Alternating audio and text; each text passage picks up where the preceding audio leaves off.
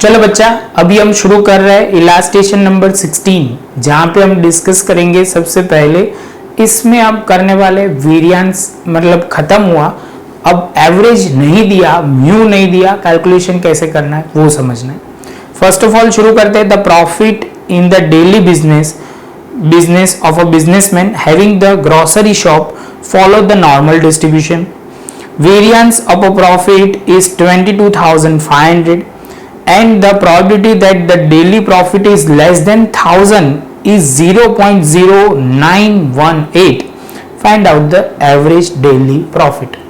तो आप बोलोगे सर यहाँ पे हमें क्या ढूंढना है, एवरेज प्रॉफिट मतलब म्यू ढूंढना है।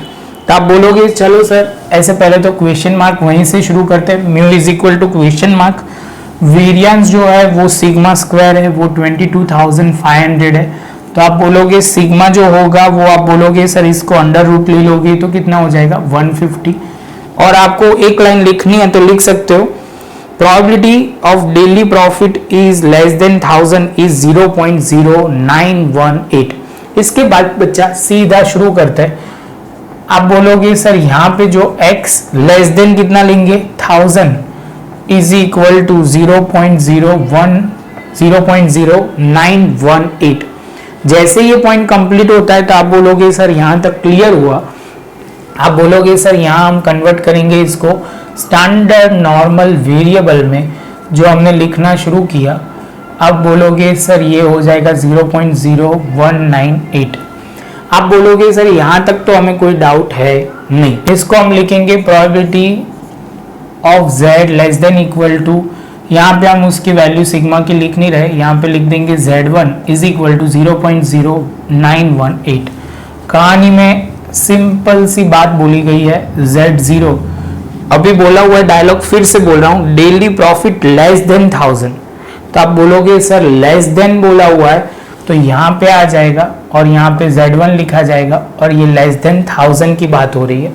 तो आप बोलोगे सर सिंपली अभी तो लिखना पड़ेगा, यहाँ इंफिनिटी होता है तो आप बोलोगे सर माइनस इंफिनिटी से less than equal to z less than equal to, आप बोलोगे 0 तक का डिस्टेंस हमें पता है 0.5 होता है, उसमें से आप बोलोगे z1 से लेके 0 तक का डिस्टेंस, क्योंकि वो हमें ढूंढना है। क्या करना है बच्चा, वो हमें ढूंढना है, तो वो हमने लिखा इज इक्वल टू 0.0918।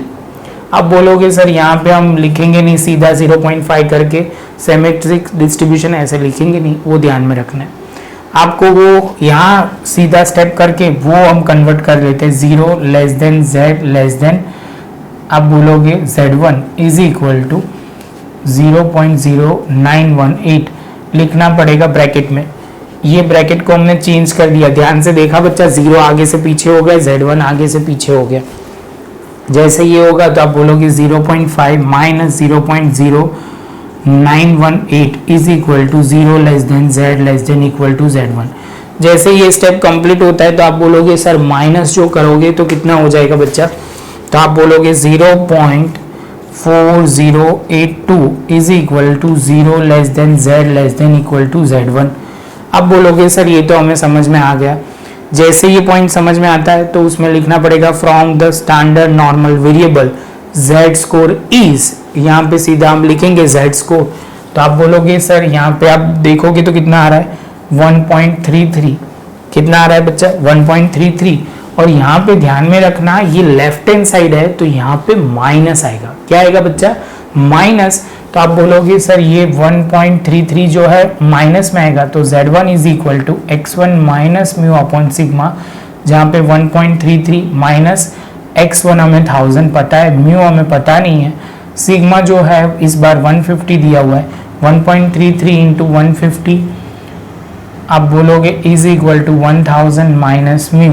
तो आप बोलोगे सर मल्टीप्लाई करके ये म्यू को दूसरी साइड लेके प्लस और माइनस करोगे तो आंसर आ जाएगा 800.5। कितना बच्चा 800.5, और उसके साथ बच्चा हमारा ये एवरेज जो ढूंढना था वो क्लियर हो जाएगा।